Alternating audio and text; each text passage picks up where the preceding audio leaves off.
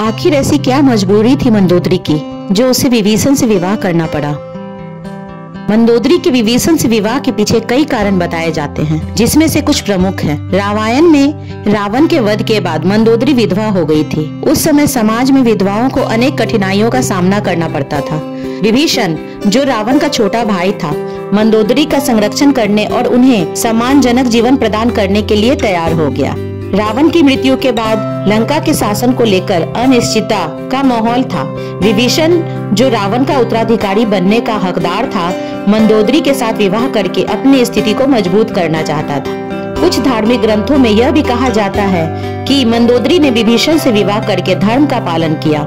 विभीषण एक धर्मात्मा व्यक्ति था और मंदोदरी का मानना था कि उसके साथ विवाह करके वह पुण्य प्राप्त कर सकती है। कुछ विद्वानों का मानना था कि मंदोदरी स्वयं विभीषण से विवाह करना चाहती थी। रावण के साथ उनका जीवन दुखों से भरा था और वे विभीषण में एक अच्छे पति और जीवन साथी की कल्पना करती थी।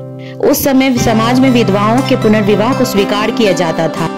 यह निश्चित रूप से कहना मुश्किल है कि मंदोदरी ने विभीषण से विवाह क्यों किया। यह संभव है कि इन सभी कारणों ने उनकी निर्णय प्रक्रिया में भूमिका निभाई हो।